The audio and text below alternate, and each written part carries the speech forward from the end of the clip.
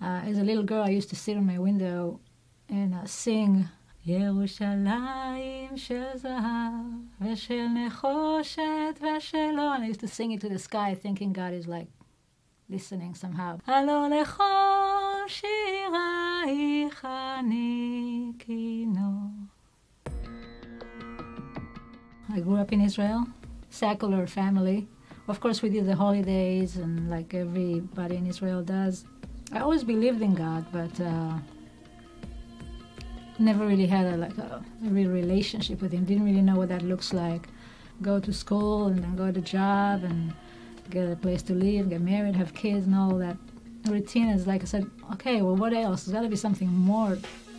When I was 23, that was the first time I actually left Israel to come to America, initially to visit my mom.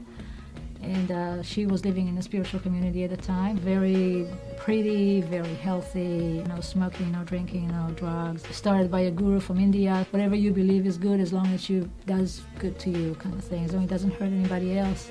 And I learned about yoga and learned about all the Hindu philosophies and other philosophies. A lot of Eastern, of course, philosophies. It was very surreal, very peaceful there, out of the craziness of the world, kind of like a bubble from the world. Eventually I decided to stay there. In the course of the time that I was there, I met my husband. And my husband was very much involved with the spiritual side of things in the community.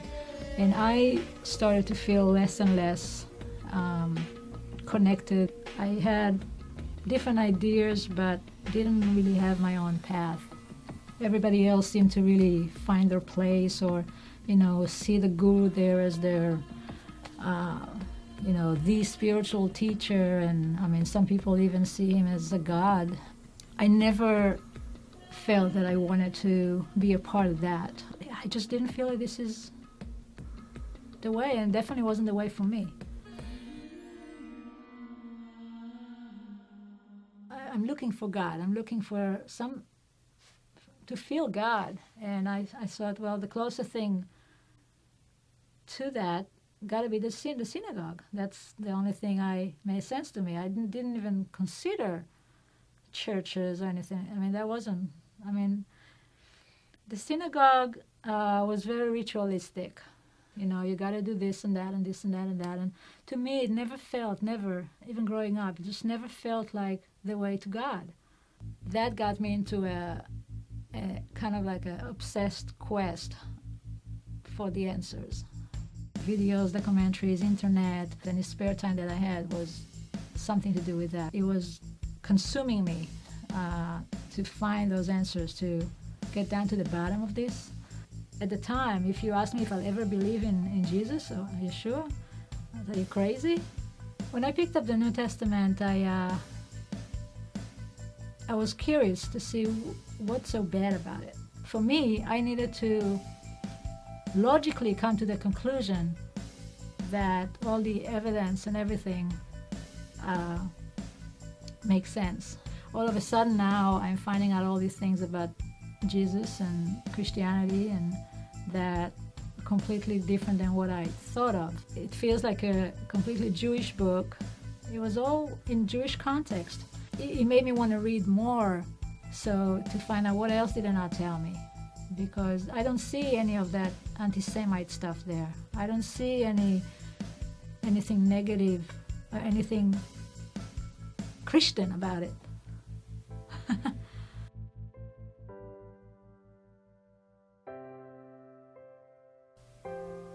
When I read the New Testament and I learned more about who Yeshua is, and and how Jewish he was, and there's nothing more Jewish that a Jewish person can do than to put his faith in the Jewish Messiah.